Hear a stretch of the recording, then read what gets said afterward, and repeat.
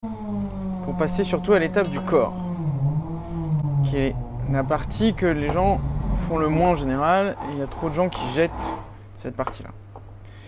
Ce qu'il faut voir, c'est qu'en fait ici, au niveau du corps, il y a une attache entre la carapace et le reste des pattes. Et en glissant soit un couteau, soit une cuillère, je vais pouvoir ici faire levier. Donc j'appuie comme ça, ici, clac, et séparer la carapace du reste du corps.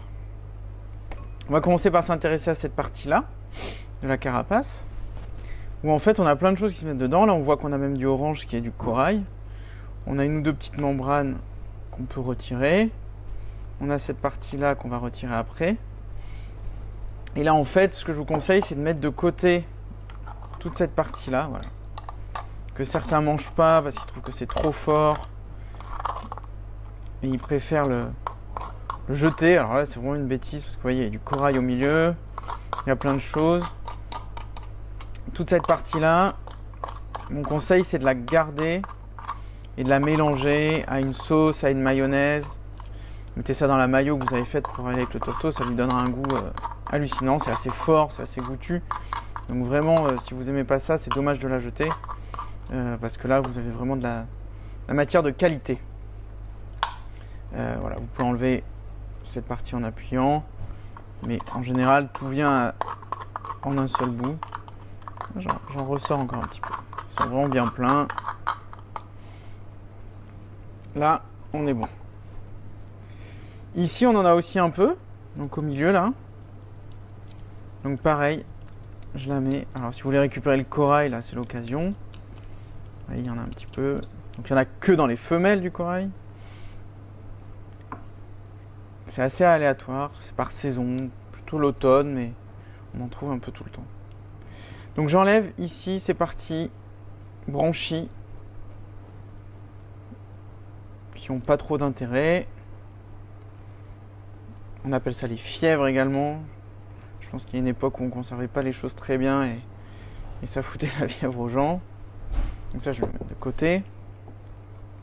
Et j'arrive ici avec mon thorax, que je vais aller en fait couper en deux, cette fois avec le tranchant du couteau, en appuyant bien fort. Ça me permet de le dégager. Ici, je récupère ça. Et là, ce que je vais faire, ça c'est la technique de notre ami Florian Guilvinec, c'est que je vais aller casser en fait pour enlever au fur et à mesure toutes les cloisons et récupérer toute la chair qu'il y a là-dedans. Donc je prends mon couteau à huître ou un autre petit couteau, j'enlève la tache de la pince, donc déjà vous voyez là j'ai de la matière, je jette ça, et là en fait vous voyez j'ai un trou et j'ai des cloisons qui commencent à se dessiner. Ce que je vais faire, c'est que avec le couteau je vais faire levier et je vais enlever proprement tout ce que je peux. Là déjà, hop, j'arrive sur une première alvéole dans laquelle je vais pouvoir retirer et gratter toute la matière.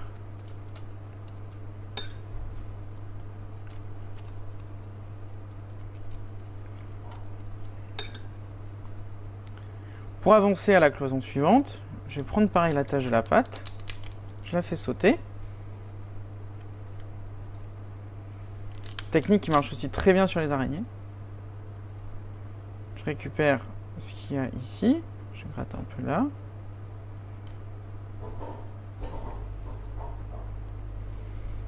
Et là, j'ai dégagé une nouvelle cloison que pareil, je vais faire sauter tout doucement et je vais gratter. Je peux mettre des doigts. Vous pouvez mettre des gants si vous voulez. Sinon, bien se laver les mains avant, surtout si vous le faites pour des gens. Là, j'ai un petit cartilage qui vient sauter. Et dès que je peux, hop, je vois que ça sort. Je fais sauter les cloisons. au fur et à mesure. L'intérêt de ça par rapport au fait de couper en deux, c'est qu'on enlève de manière assez méthodique et donc on limite vachement toute la possibilité de mettre du cartilage dans le tourteau, dans la chair. Et je continue à avancer.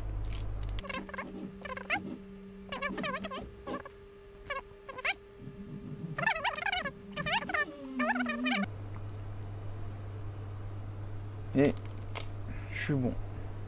Peut-être un peu encore ici. Non, là, j'ai terminé. J'enlève ce petit bout. Donc je vais faire pareil sur l'autre moitié. J'enlève les mandibules.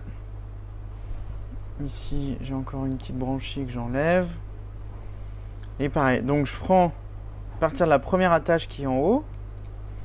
Et je me mets comme ça. Donc ça, c'est la pointe du crabe. Ça, c'est là où il y avait l'attache de l'abdomen qu'on a enlevé au tout début. Et de même, j'enlève ma cloison. Ici, pareil.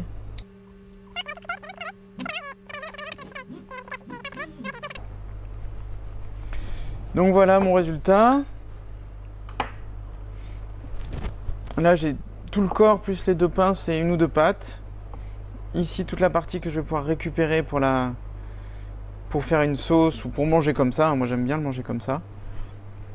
Vous voyez qu'il y a quand même beaucoup à récupérer dans un tourteau, plus que les pattes et juste les pinces.